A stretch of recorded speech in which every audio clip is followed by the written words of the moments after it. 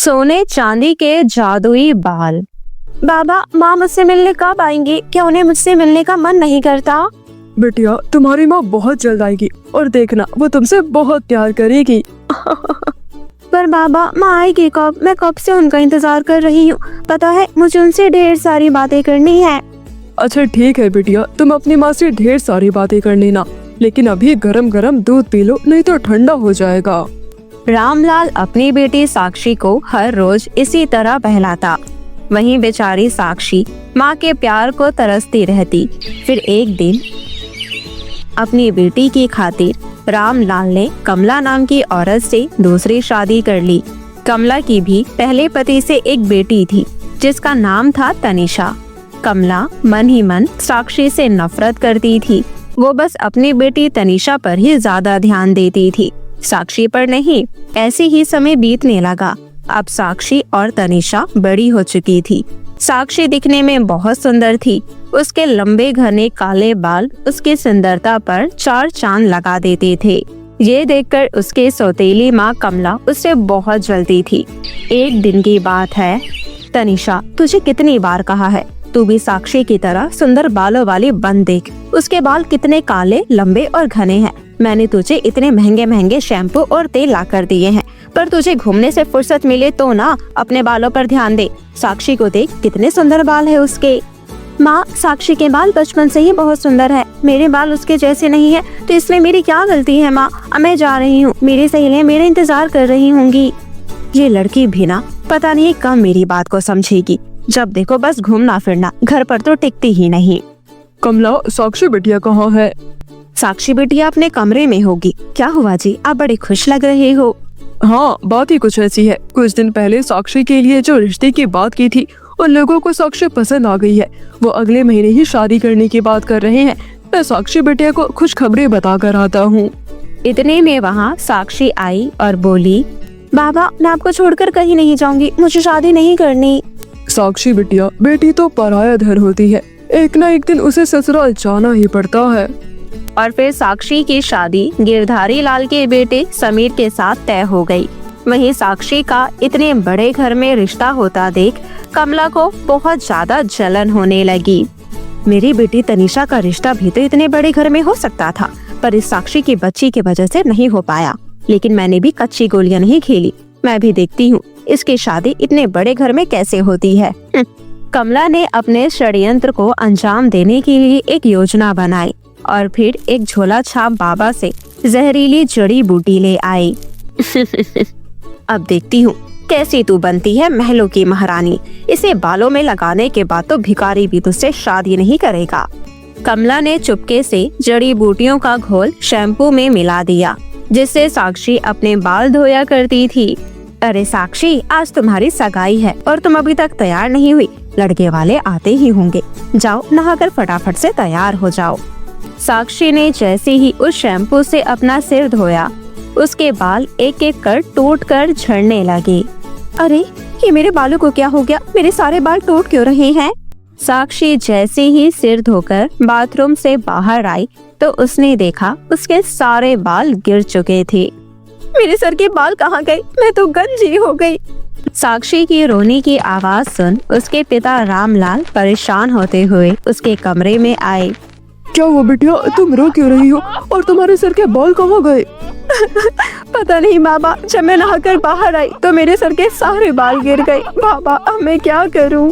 हे राम, ये क्या हो गया साक्षी बिटिया? तुम्हारे इतने सुंदर बाल कहाँ गए? तुम तो गंजी हो गई। अब तो कोई तुझसे शादी भी नहीं करेगा। साक्षी का रिश्ता टूट गया। रामलाल भी अपनी बेटी साक्षी को लेकर अब बहुत दुखी रहने लगा। साक्षी जब अपने पिता को दुखी देखती तो वो भी फूट फूट कर रो पड़ती। और ऐसा होता देख कमला और उसकी बेटी तनिषा मन ही मन बहुत खुश हो रही थी। अब तो आस पड़ोस के लोग भी उसके गंजेपन का खूब मजाक उड़ाते। हे भगवान, सभी मुझसे नफरत करते हैं। मेरा भी सपना था कि मेरी भी शादी होगी और मैं अपने ससुराल जाऊंगी। मेरी वजह से आज मेरे बाबा भी दुखी है। फिर मैं जीकर अब क्या करूंगी? ये कहते हुए साक्षी नदी किनारे जा पहुंची और वो नदी में कूदकर अपनी जान देने ही वाली थी कि तभी साक्षी की स्वर्गवासी माँ की आत्मा ने उसका हाथ पकड़ लिया। साक्षी बिटिया, ये तुम क्या करने जा रही थी? माँ के होते हुए मेरी बच्ची इतनी जल्दी हिम्मत नहीं हार सकती। माँ, तुम मुझे इस दुनिया में अकेला छोड़कर क्यों चली गई थी? बेटी, ऐसे दुखी नहीं होते। मैं कहीं नहीं गई थी, मैं तो हमेशा तुम्हारे पास थी। देखो, भगवान ने मुझे तुम्हारी मदद करने के लिए यहाँ भेजा है। मैं तुम्हें ऐसे बाल दूंगी जिन्हें देखकर लोग तुम्हें कभी नहीं भूल पाएंगे। मैं तुम्हें सोने चांदी के बाल दूंगी। जैसे ही साक्षी के स्वर्गवासी माँ ने साक्षी के सिर पर हाथ फेरा, साक्षी के सिर पर सोने चांदी के बाल आ गए। सोने चांदी के चमकते हुए बाल साक्षी की खूबसूरती को और बढ़ा रहे थे। माँ, ये सोने चांदी के बाल तो बहुत ही सुंदर है। आपका बहुत बहुत धन्यवाद। आपने मुझे फिर से सुंदर बना दिया। आपने मेरी सारी परेशानी दूर कर दी। खुशी खुशी घर जाओ बिटिया। अब कभी निराश मत होना। मेरा आशीर्वाद हमेशा तुम्हारे साथ है। अच्छा, अब मेरे जाने का समय आ गया है। मैं चलती हूँ। साक्षी खुशी खुशी घर की ओर चल पड़ी। तभी रास्ते में नगर के राजकुमार आशुतोष की सवारी जा रही थी, इसलिए रास्ते में चल रहे लोगों को कुछ देर रुकने के लिए कहा गया। तभी राजकुमार आशुतोष की नजर भीड़ में खड़ी साक्षी पर गई। अरे, ये सोने और चांदी के बालों वाली लड़की कौन है? भीड़ में उसका चेहरा ठीक ढंग से दिखाई नहीं दे रहा। कितने सुंदर बाल है इसके। अरे, कहाँ गायब हो गई? अभी तो यही थी। उसके बाल इतने सुंदर थे तो वो कितनी सुंदर होगी। ओहो, कहाँ चली गई? इतनी भीड़ में कहीं दिखाई भी नहीं दे रही। वहीं साक्षी जल्दी जल्दी अपने घर चल पड़ी। मैं इस दुपट्टे से अपने बाल ढक लेती हूँ, नहीं तो माँ मुझसे ढेरों सवाल पूछेंगी। साक्षी ने घर पहुँचने से पहले अपने सारे बाल दुपट्टे से ढक लिए। जैसे ही वो घर पहुँची तब उसके सौतेली माँ कमला बोली, कहाँ चली गई थी बिटिया अपने गंजे सर को लेकर? तुझे घर पर रहना चाहिए। लोग तुझे देखेंगे तो क्या कहेंगे? मैं नहीं चाहती कि लोगों की बात सुनकर तेरा दिल दुखे। देखो माँ, मैंने अपने सिर को ढक रखा है, लोग मुझे कुछ नहीं बोलेंगे। ये तुमने ठीक किया साक्षी, जो अपना गंजा सर ढक लिया। अब तुझे लोगों के ताने नहीं सुनने पड़ेंगे। जा बिटिया, जाकर अपने कमरे में आराम कर, थक गई होगी। ये कहते हुए कमला मन ही मन बहुत खुश हो रही थी। उधर राजमहल में राजकुमार आशुतोष साक्षी के ख्यालों में डूबा हुआ था। फिर वो साक्षी को याद करते हुए एक तस्वीर बनाने लगा। तभी वहाँ महारानी सुभद्रा आई और राजकुमार आशुतोष से बोली, राजकुमार आशुतोष, आपके स्वयंवर की सारी तैयारियां हो चुकी है। अलग अलग देश के राजकुमारियों को संदेश भिजवा दिया गया है, पर तुम ये क्या बना रहे हो? बिना चेहरे की तस्वीर। रानी माँ, ये तस्वीर उस लड़की की है जिसके सोने चांदी के बाल है, और मैंने निश्चय किया है कि मैं इसी लड़की से शादी करूँगा। बस मुझे उसे ढूंढना है, पर वो मुझे कहाँ मिलेगी, मैं यही सोच रहा हूँ। उसके बाद राजकुमार आशुतोष के कहने पर नगर में घोषणा करवा दी गई। और जब ये बात कमला के कानों पर पड़ी तो वो हैरान होते हुए बोली, क्या राजकुमार उस लड़के से शादी करेंगे जिसके बाल सोने चांदी के होंगे? मैं कल ही अपनी बेटी के बालों में सोने और चांदी का पानी लगा दूंगी। राजकुमार को भला क्या पता लगेगा? और शादी हो जाने के बाद राजकुमार को तनिषा को पत्नी के रूप में स्वीकार करना ही पड़ेगा। हाँ, यही ठीक रहेगा। कमला की तरह नगर में रहने वाली सभी औरतों ने जब ये बात सुनी तो उन्होंने भी अपनी लड़कियों के बालों में सोने और चांदी का पानी लगा दिया। अब तो नगर में रहने वाली बहुत सी लड़कियों के बाल सोने और चांदी के लगने लगे। ये देख सेनापति दुविधा में पड़ गया। फिर वो राजकुमार के पास गया और बोला, राजकुमार आशुतोष, बहुत बड़ी समस्या आ गई है। नगर में जितनी भी विवाह योग्य लड़कियां हैं, उन सभी के बाल सोने और चांदी के हैं। समझ में नहीं आ रहा कि वो कौन सी लड़की है जिसके सचमुच में असली सोने और चांदी के बाल है। सच का पता लगाने के लिए मेरे पास एक उपाय है। नगर के सभी लड़कियों को महल में बुलाया जाए। राजकुमार के कहने पर सेनापति सभी लड़कियों को राजमहल में आने का निमंत्रण देता है। तभी सेनापति की नजर साक्षी पर गई। ये लड़की कौन है? इसे भी महल में चलने का आदेश दो। सेनापति की बात सुन कमला झट से बोली, सेनापति जी, पर ये तो गंजी है। सेनापति कमला की बात पर ध्यान नहीं देता और बाकी लड़कियों के साथ साथ उसे भी महल ले आया। आप सबको मैंने राजमहल में इसलिए बुलाया है ताकि मैं अपने लिए योग्य जीवन साथी चुन सकूं। लेकिन आप सबने अपने बाल सोने और चांदी के कर लिए हैं, इसलिए अब एक एक करके आप सभी इस फव्वारे के नीचे खड़ी होंगी और सबके बालों की सच्चाई सामने आ जाएगी। राजकुमार की बात सुन कमला मन ही मन बोली, अगर ऐसा हुआ तो तनिषा की सच्चाई राजकुमार के सामने आ जाएगी कि इसके बालों में सोने और चांदी का पानी चढ़ा हुआ है। फिर एक एक करके सभी लड़कियां फव्वारे के नीचे खड़ी हुई और उनके बाल धुलकर पहले जैसे हो गए। ये देखकर सेनापति ने राजकुमार से कहा, राजकुमार, बस ये आखिरी लड़की रह गई है, अब इसे भी फव्वारे के नीचे खड़ा करना है। पर ये तो गंजी है, इसके बाल तो मैंने, ओहो, ये मैं क्या बोलने जा रही थी, आग लगे मेरी जुबान पर। इनमें से तो कोई भी लड़की सोने चांदी वाले बालों वाली नहीं निकली। पता नहीं कौन थी वो लड़की, बस ये आखिरी उम्मीद रह गई है। साक्षी ने घबराते हुए सिर से जैसे ही अपना दुपट्टा हटाया, वहाँ मौजूद नगर के सभी लोग साक्षी के सोने और चांदी के बालों को देखकर दंग रह गए। उसके बाद सुहानी फव्वारे के नीचे खड़ी हो गई। उसके बाल तो सचमुच सोने चांदी के थे। ये देखकर राजकुमार आशुतोष की खुशी का ठिकाना नहीं रहा। हम तुमसे विवाह करना चाहते हैं, क्या तुम्हें मंजूर है? साक्षी ने शर्माते हुए अपना सिर हिलाया। उसके बाद बड़ी ही धूमधाम से साक्षी का विवाह राजकुमार आशुतोष से संपन्न हुआ और कमला अपने हाथ मलती रह गई। चुड़ैल माँ वर्सेस सौतेली माँ। एक बार एक गांव में एक चुड़ैल जो कि बहुत ही बदसूरत थी, रोते हुए यहाँ वहाँ भटक रही थी। ये बदसूरती तो मरने के बाद भी मेरा पीछा नहीं छोड़ रही। जब मैं जिंदा थी तब लोग मेरी बदसूरती की वजह से मेरा मजाक उड़ाया करते थे, लेकिन अब मरने के बाद मैं और भी ज्यादा बदसूरत हो गई। तभी बदसूरत चुड़ैल को किसी के घर से खाने की खुशबू आती है। वो खुशबू इतनी अच्छी थी कि चुड़ैल उस खुशबू की ओर खिंची चली गई। चुड़ैल ने खिड़की से घर के अंदर झांका तो देखा एक लड़की रोते हुए खाना बना रही थी। क्या खाना बनाती है ये प्यारी सी लड़की, इससे थोड़ा सा खाना मांगकर खा लेती हूँ, मजा आ जाएगा। चुड़ैल बनने के बाद मैंने घर का बना खाना नहीं खाया। ऐसा सोचकर चुड़ैल लड़की के पास चली गई और बोली, अरे वाह लड़की, हो तो तुम इतनी छोटी सी, लेकिन खाना बहुत बढ़िया पकाती हो। तुम्हारे माँ बाप तो बड़े खुश होते होंगे इतना बढ़िया खाना खाकर।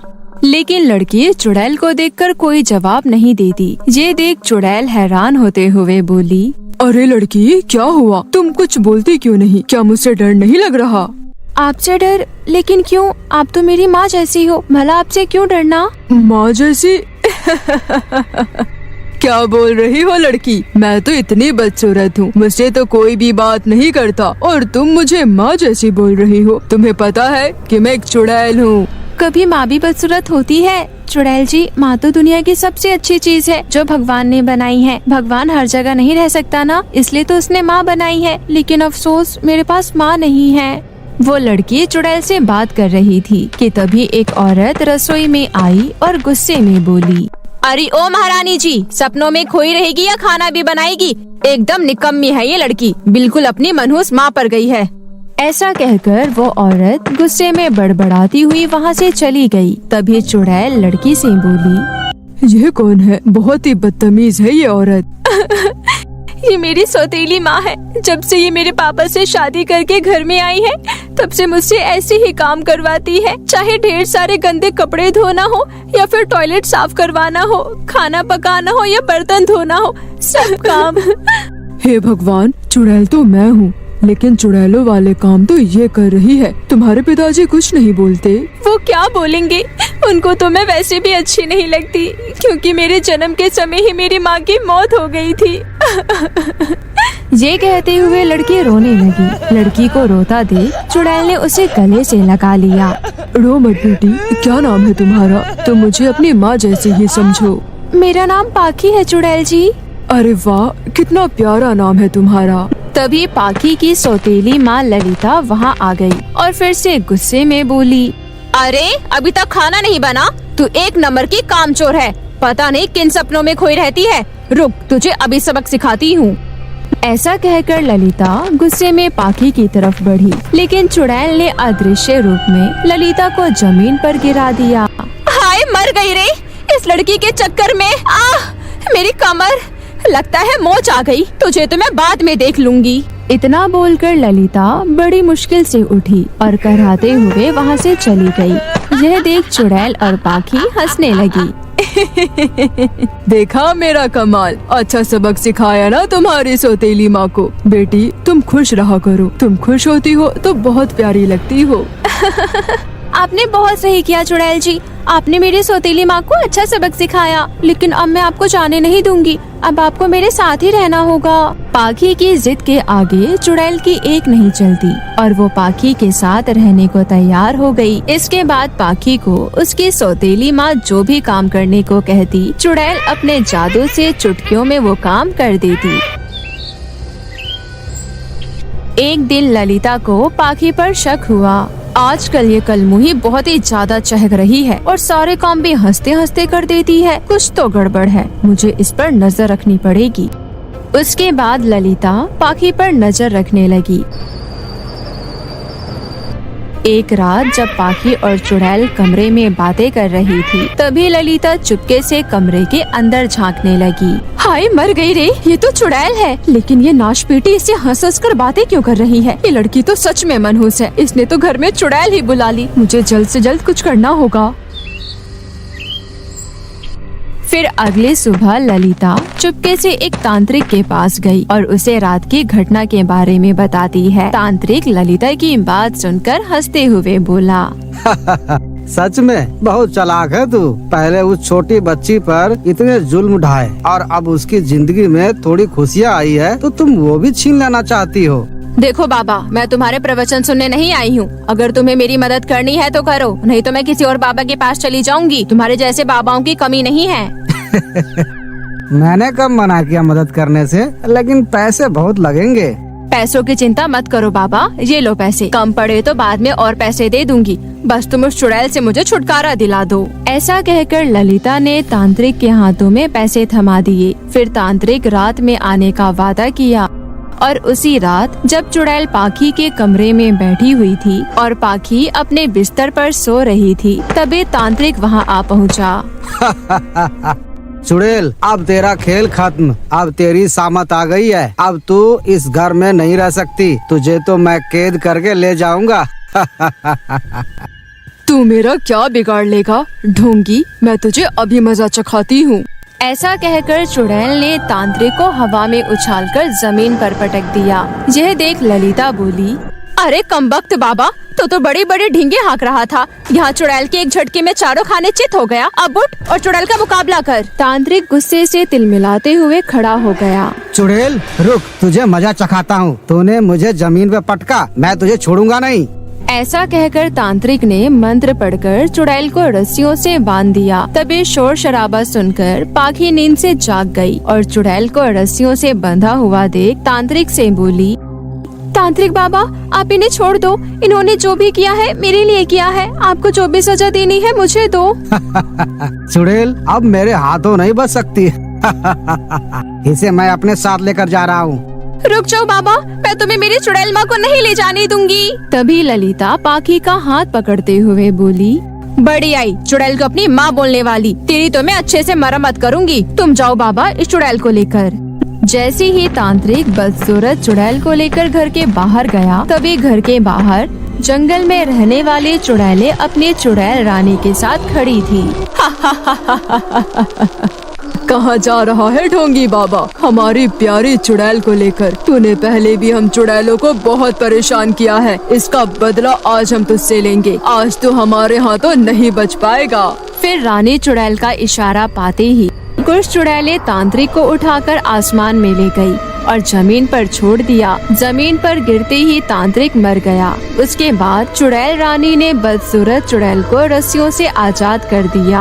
आपका बहुत बहुत धन्यवाद रानी चुड़ैल, आपने मुझे उस दुष्ट तांत्रिक से बचा लिया। अरे इसमें धन्यवाद कैसा, आखिर तुम भी तो हमारी बिरादरी की हो। चलो आओ हमारे साथ हमारी दुनिया में।